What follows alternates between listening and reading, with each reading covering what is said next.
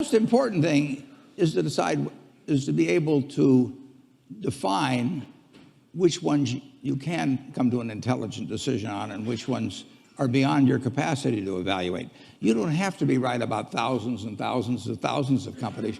You only have to be right about a couple. I met Bill Gates on July 5th, 1991. We were out in Seattle, and Bill said, "You've got to have a computer."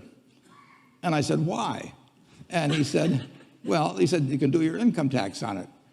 I said, "I don't have any income. Berkshire doesn't pay a dividend." He said, "Well, you can keep track of your portfolio." And I said, "I only have one stock." I said, and he says, "It's going to change everything." And I said, "Well, will it change whether people chew gum?" And he said, "Well, probably not." And I said, "Well, will it change what kind of gum they chew?" And not. And I said, "Well, then I'll stick to chewing gum and you stick to computers." I don't have to understand all kinds of business. There's all kinds of business I don't understand. But there's thousands of opportunities there. I did understand the Bank of America, and I'll be able. I'm able to do that. I'm able to understand some given percentage. But Ted Williams wrote a book called The Science of Hitting. And in The Science of Hitting, he's got a diagram, shows him at the plate. And he's got the strike zone divided into 77 squares, each the size of a baseball. And he says, if I only swing at pitches in my sweet zone, which he shows there, and he has what his batting average would be, which is 400. If he had to swing at low outside pitches, but still in the strike zone, his average would be 230. He said the most important thing in hitting is waiting for the right pitch. Now, he was at a disadvantage because if the count was 0-2 or 1-2 or so on, even if that ball was down where he was only going to bat 230, he had to swing at it. In investing, there's no called strikes.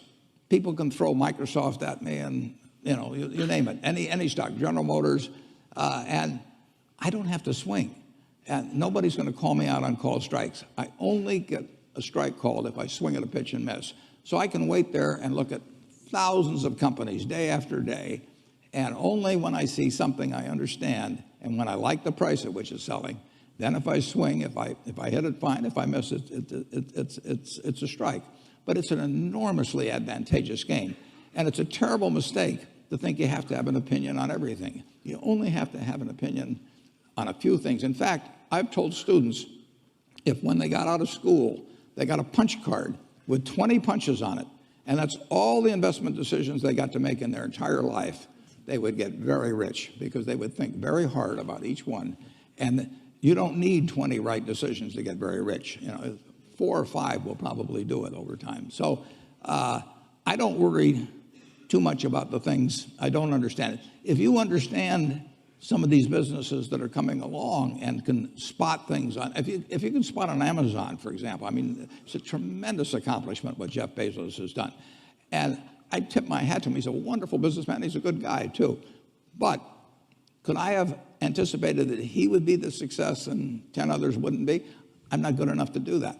But fortunately, I don't have to. I don't have to form an opinion on Amazon. And I did form an opinion on the Bank of America, and I formed an opinion on Coca-Cola. Coca-Cola's been around since 1886. There's 1.8 billion 8-ounce servings of Coca-Cola products sold every day. Now, if you take 1 penny and get 1 penny extra, that's $18 million a day. And 18 million times 365 is 7 billion, 3 less 730 billion, or $6,570 million. So annually, $6,570 million from 1 penny. Do you think Coca-Cola is worth a penny more than Joe's Cola?